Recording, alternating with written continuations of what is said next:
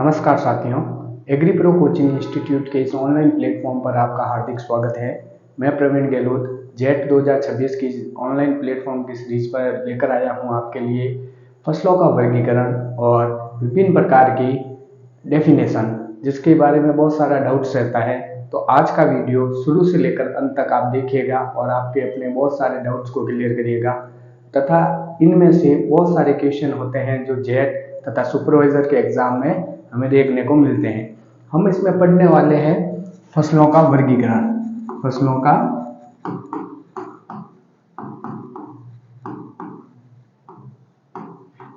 फसलों का वर्गीकरण कि ऋतुओं के आधार पर कौन कौन सी फसलें होती है,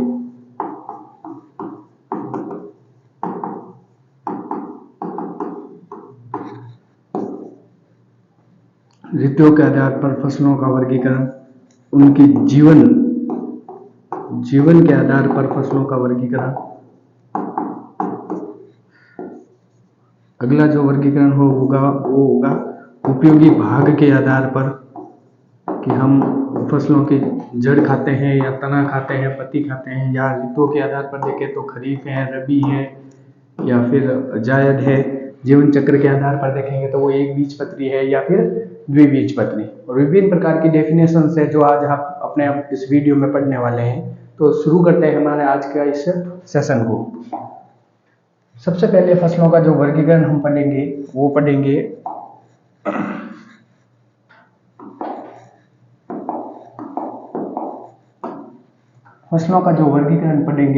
पढ़ेंगे ऋतु या मौसम के आधार पर। इसके आधार पर बात करें तो फसलों को कितने पार्ट में डिवाइड किया गया है? 3 पार्ट में। कौन कौन से 3 पार्ट हैं?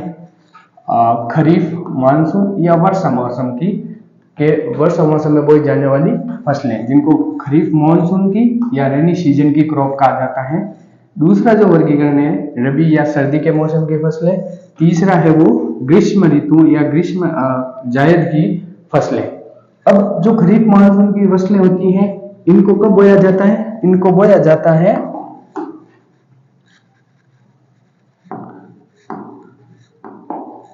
जून जुलाई में। कब बोया जाता है?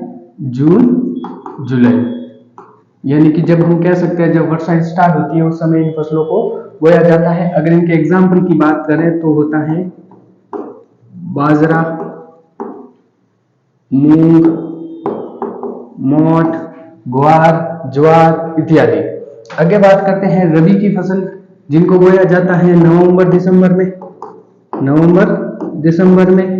और इन फसलों में आती है अपनी गेहूं, सरसों, चना आदि। और अगला है जो जायद, इसमें मुख्यतः आती है बेल वाली फसलें। कौन सी फसलें आती हैं? बेल वाली। और इनको बोया जाता है फरवरी मार्च में।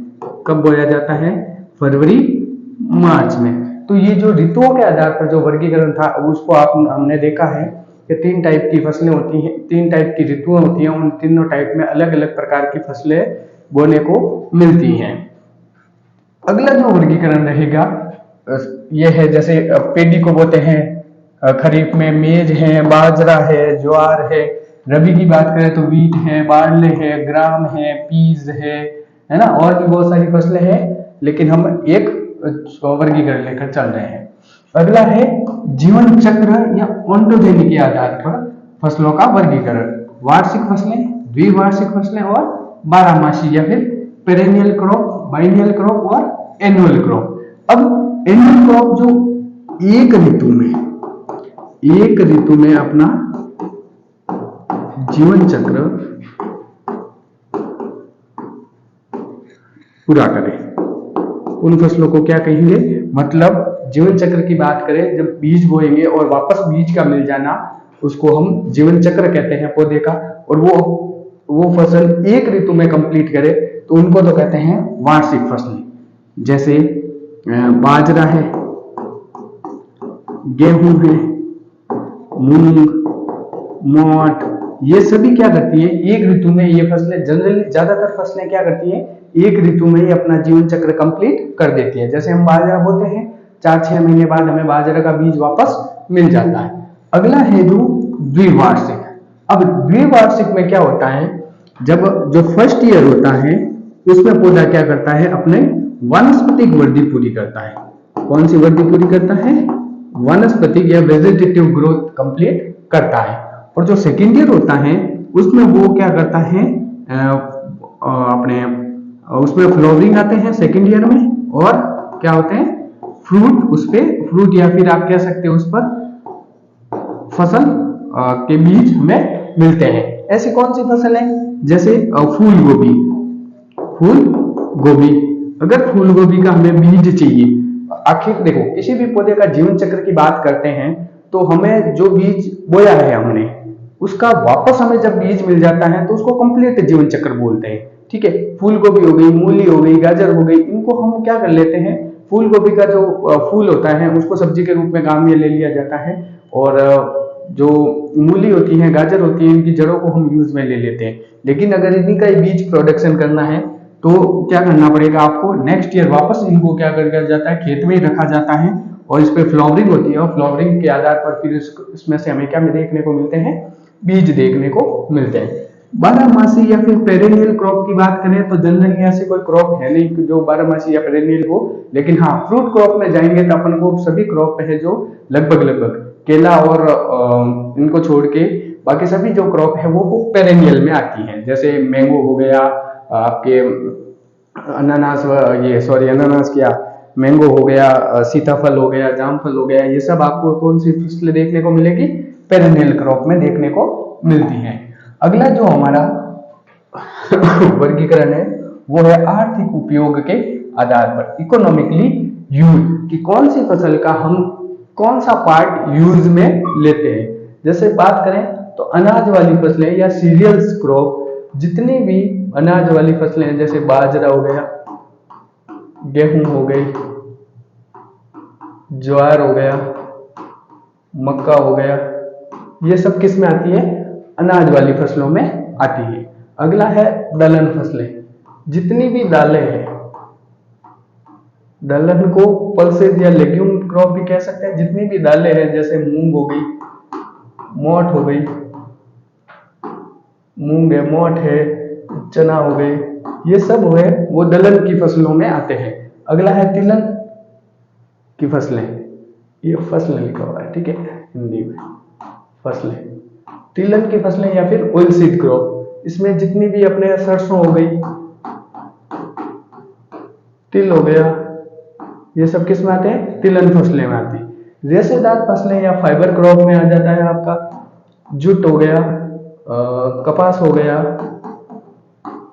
अगला है शर्करा वाली या शुगर क्रॉप में हो गया शुगर कैन, गन्ना हो गया। मसाला वाली या स्पाइसेस क्रॉप में आ गई धनिया आ गया, मेथी आ गई। अगली है चारा वाली फसलें, जितनी भी फोडर या फोरेज क्रॉप हो गई जिसको हम उगाते हैं, जैसे बरसीम आ गया,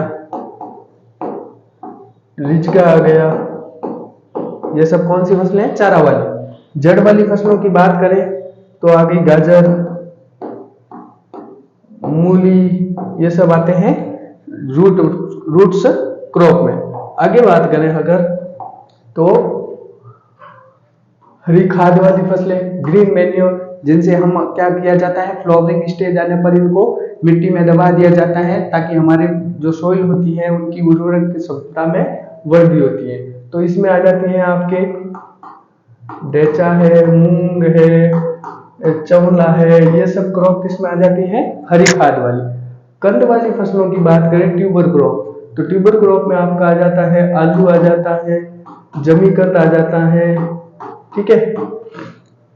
औषधीय या सुगंधित फसलें, मेडिसिनल या एरोमेटिक क्रॉप में आपका आ जाता है।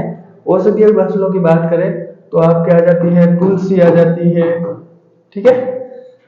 उत्तेजक या स्टिमुलेट क्रॉप, उत्तेजक या स्टिमुलेट क्रॉप कौन सी होती है, जो भी जिन ये नशा वाली क्रॉप है, कौन कौन से, अफीम हो गई, ठीक है, अफीम हो गई, ये किस में आती है, फिर उत्तेजक या फिर स्टिमुलेट क्रॉप में आती है। आगे बात करते हैं, हाँ, तो ये जो हमारा था, हमने जो फसलें होती हैं उनको 3 पार्ट में डिवाइड किया था, ऋतु के आधार पर उनका वर्गीकरण, और जीवन चक्र के आधार पर उनका वर्गीकरण, और उपयोगी भाग के आधार पर उनका वर्गीकरण। ऐसे बीज पत्र के आधार पर भी एक वर्गीकरण है जिनको हम एक बीजपत्री और द्विबीजपत्री कहते हैं। एक बीजपत्री में जनरली प्याज और लहसुन आता है और द्विबीजपत्री में बाकी अन्य जो बची सब्जियां वगैरह आती हैं वो सब उसमें आता है। और विभिन्न कृषि प्रणालियां, डिफरेंट फार्मिंग सिस्टम, मतलब बहुत सारी डेफिनेशंस है जो सीधे डायरेक्ट हमें क्या कर लिया जाता है, क्वेश्चन पूछ लिया जाता है। जैसे सबसे पहले बात करें कि फसलें या फिर क्रॉप किसे कहते हैं। पौधों के उस समूह को जैसे मनुष्य किसी उद्देश्य की पूर्ति के लिए उगाता है उन्हें क्या कहते हैं, फसल। A group of plant that human grow to fulfil some purpose is called crop. मतलब कहने का क्या मतलब है कि एक ग्रुप होना चाहिए, मतलब एक से अधिक पौधे होने चाहिए उसमें और एक ही जगह पर बोए हुए होने चाहिए और किसी न किसी पर्पज के हिसाब से उसको बोया गया हो। ऐसा नहीं है जैसे तो खरपतवार भी तो खेत में बहुत सारे हो सकते हो लेकिन उसको हम क्या नहीं कह सकते, क्रॉप नहीं कह सकते। अगला है मिक्स फसल या मिक्स्ड फार्मिंग। एक निश्चित फार्म पर पशुपालन, मुर्गी पालन, मछली पालन, उसके साथ साथ फसलें भी उगाई जाती हैं, उनको क्या कहा जाता है, मिश्रित खेती कहा जाता है या फिर मिक्स्ड फार्मिंग कहा जाता है। ठीक है, आगे देखते हैं फसल पद्धति या क्रॉपिंग पैटर्न कि हमें क्या किया जाता है कि कौन से फसल को कब और कहां कैसे बोया जाता है, उसका एक पैटर्न तैयार किया जाता है कि किसी निश्चित खेत में निश्चित समय में बोई गई विभिन्न फसलों के क्षेत्रफल के अनुपात को क्या कहा जाता है, फसल पद्धति कहा जाता है।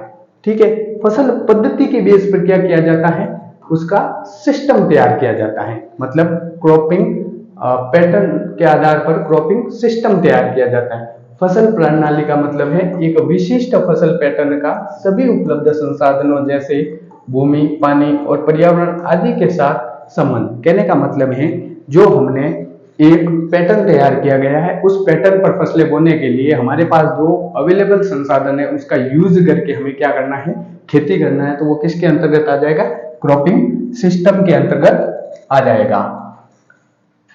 अब मोनोकल्चर, एक होता है मोनोकल्चर और एक होता है मोनोक्रॉपिंग।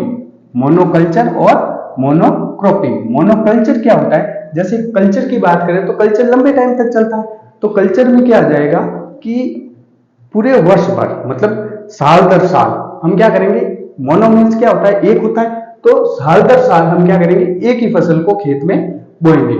किसी भी खेत में लगातार एक ही फसल को बोना मोनोकल्चर कहलाता है। जैसे एग्जाम्पल की बात करें, बाजरा बाजरा बाजरा, मतलब हमने क्या किया, इस साल भी बाजरा बोया, नेक्स्ट ईयर भी बाजरा बोया, उससे नेक्स्ट ईयर भी बाजरा बोया, मतलब रेगुलरली हमारा वो कल्चर बन गया एक तरीके से बाजरा ही बोना है। लेकिन मोनोक्रॉपिंग में क्या किया जाता है, एक निश्चित खेत में एक साल में केवल एक ही फसल उगाना। जैसे इस साल हमने क्या किया, एक ही फसल उगाई, जैसे गेहूं उगाया, ठीक है, गेहूं के अलावा और कोई फसल नहीं उगाई। नेक्स्ट ईयर हमने चना ही उगाया, तो हमारी इस साल की जो फसल हुई वो केवल एक फसल मानी जाएगी कि हमने गेहूं उगाया, वर्षा ऋतु में हमने जमीन को क्या कर दिया, पड़त छोड़ दिया। या फिर हम ऐसा कह सकते हैं हमारी केवल रेनफेड फार्मिंग की जाती है, तो हम क्या कह सकते हैं कि हमने बारिश के ऋतु में केवल मूंग बोया है, इसके अलावा और कोई फसल नहीं बोई है, तो नेक्स्ट ईयर हमने बाजरा बोया है। ठीक है, मोनोकल्चर में तो क्या किया जाता है, एक ही फसल को बोया, दोनों में फसलें एक ही बोई जाती हैं, लेकिन मोनोकल्चर में क्या किया जाता है, एक फसल को बार बार बोया जाता है। जैसे इस साल बाजरा बोया, अगले साल भी बाजरा बोया, उससे अगले साल भी बाजरा बोया जाएगा, उससे अगले साल भी बाजरा बोया जाएगा।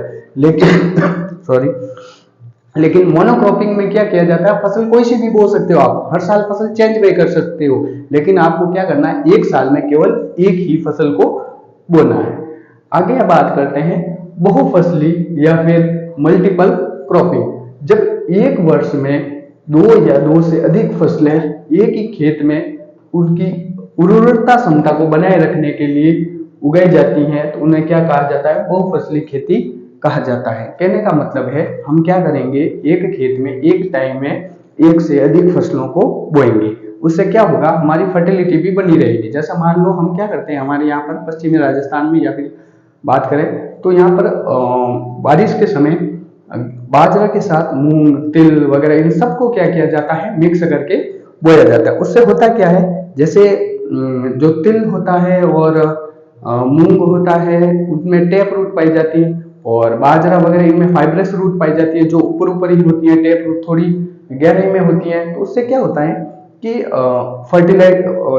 फर्टिलाइजर वगैरह होते हैं, पोषक तत्व वगैरह होते हैं, वो पौधों को हर एक को आसानी से मिल सके, जल का समान वितरण उनको आसानी से मिल सके। तो इस टाइप की दो प्रकार की क्रॉप होती है, मिक्स्ड क्रॉप या फिर अंतरा फसल, मिक्स्ड क्रॉपिंग या इंटरक्रॉपिंग। मिक्स्ड फसल में क्या किया जाता है, सभी के बीजों को मिक्स करके, जैसे मैंने अभी बताया कि सभी के बीजों को मिक्स करके बो दिया। इंटरक्रॉप में क्या किया जाता है कि एक एक फसल की एक रो तैयार की जाती, लाइनें तैयार की जाती। जैसे कि 4 अगर रो में बाजरा बो रखा है तो 3 रो में मूंग बो दिया गया, 4 रो में मोठ बो दिया गया और अगली 2 रो में क्या कर दिया गया, तिल बो दिया गया। इस तरीके से इन फसलों को बोया जाता है।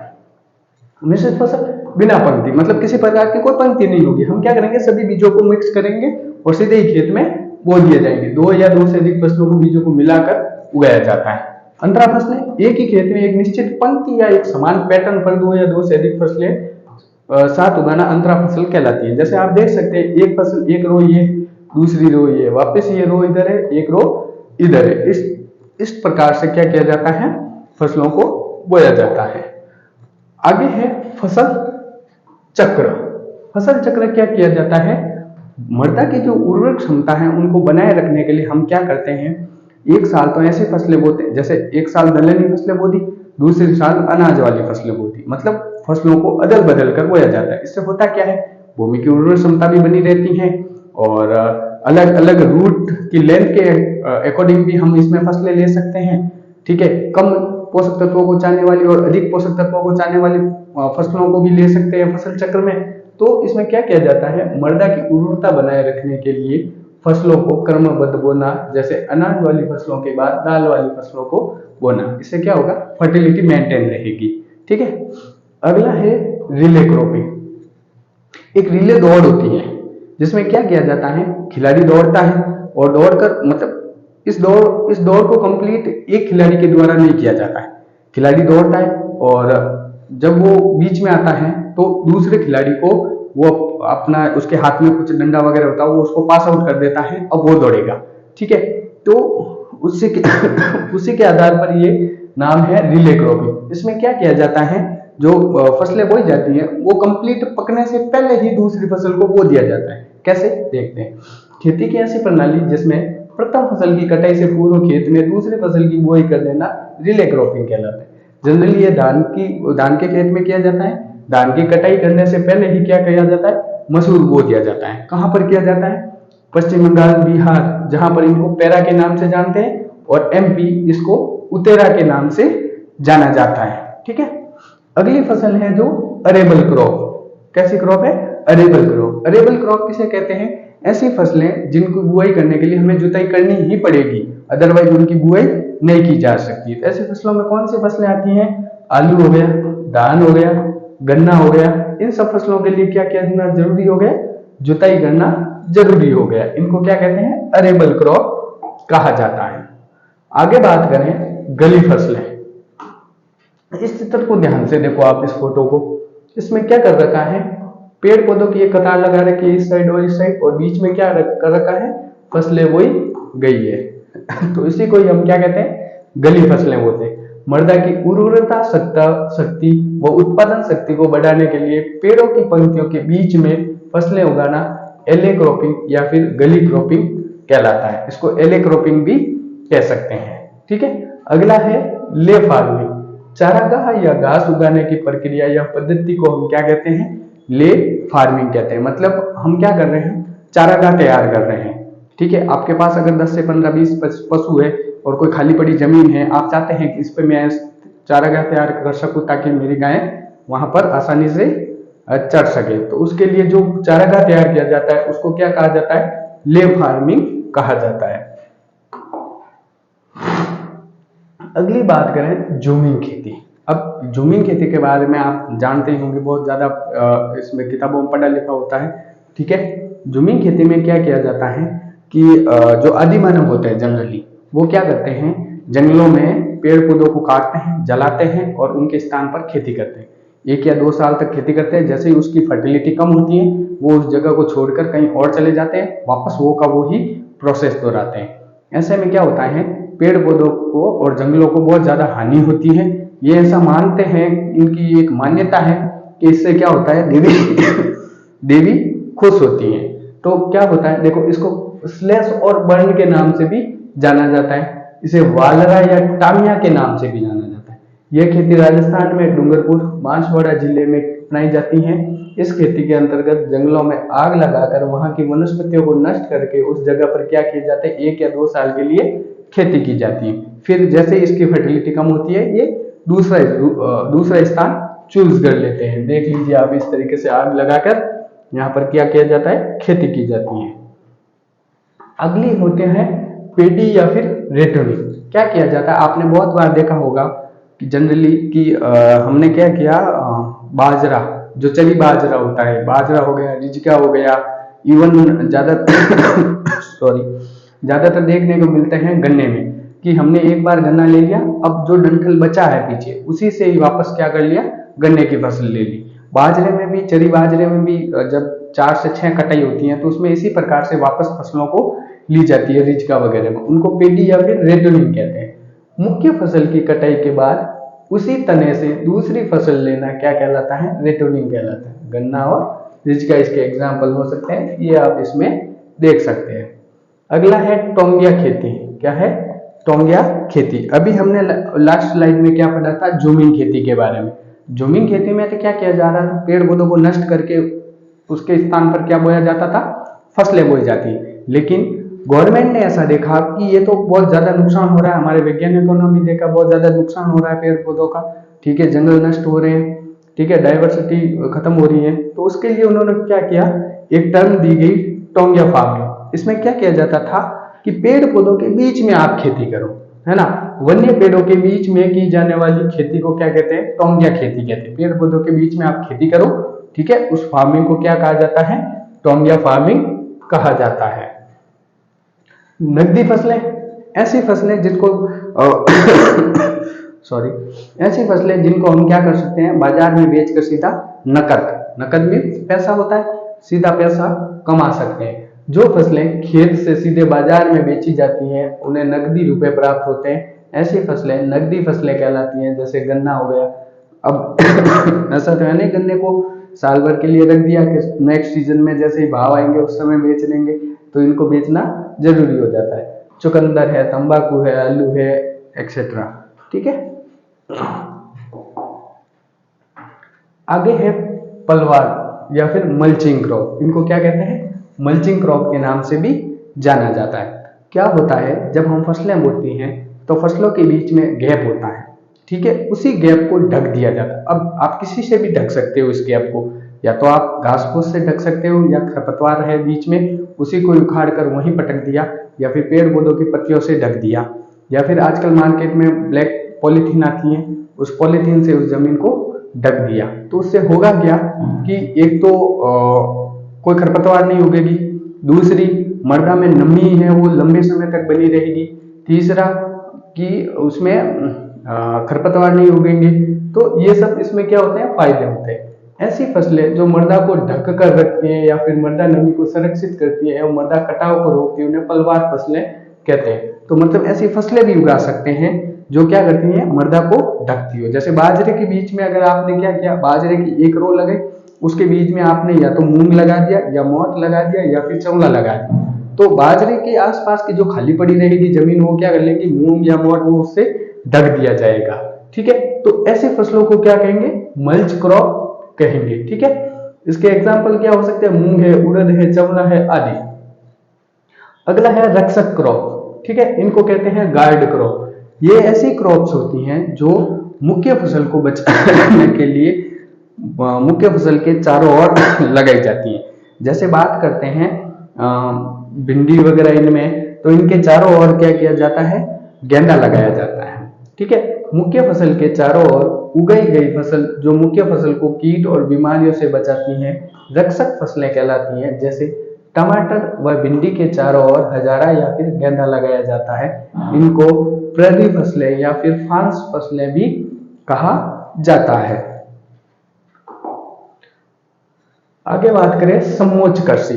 जहां पहाड़ी इलाका होता है वहां पर क्या किया जाता है सॉरी, जहां पर पहाड़ी इलाका होता है वहां पर क्या किया जाता है, जनरली इस तरीके से, देखिए ये ढलान है, जैसे ये ढलान है, तो खेती को इस तरीके से किया जाता है ताकि क्या हो, जब भी बारिश हो या पानी दिया जाए तो सीधा पानी बहकर नीचे ना आए, इसमें रुक रुक कर पानी आए, जिससे मृदा का कटाव भी कम होता है और फसल भी बची रहे।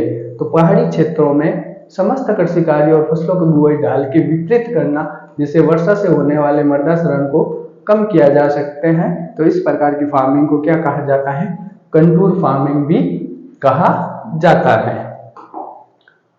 तो आज की क्लास में ये हमारी कुछ सिंपल सी बातें थी जो आई होप आपके लिए बहुत ज़्यादा काम आएंगी एग्जाम में, और जो मैंने पढ़ाया है वो आपको समझ में भी आया होगा। आप अपने कमेंट्स और अपनी राय आप अपनी राय को कमेंट्स में लिख सकते हैं कि इससे और क्या बेहतर किया जा सकता है, या फिर आपको कौन कौन से टॉपिक पढ़ने हैं। ये जो सीरीज चलेगी ये पूरे जेट के सिलेबस को कवर करेगी। हॉर्टिकल्चर की क्लास हो रही है, बायोलॉजी की क्लास हो रही है, एग्रोनॉमी की क्लास हो रही है, बहुत ही जल्दी आपके केमिस्ट्री की क्लास भी शुरू कर दी जाएगी। ठीक है, आपको अगर ये पीडीएफ चाहिए तो जो हमारा टेलीग्राम चैनल है, ठीक है, टेलीग्राम चैनल है agri pro coaching, agri pro Jodhpur, agri pro Jodhpur के नाम से जो टेलीग्राम चैनल है वहां पर जाकर आप क्या कर सकते हैं, हमारे इस पीडीएफ को ले सकते हैं। ठीक है, और हमारी क्लासें कैसी लगी, वीडियो को लाइक करिए, शेयर करिए और सब्सक्राइब कर दीजिए। ठीक है, धन्यवाद।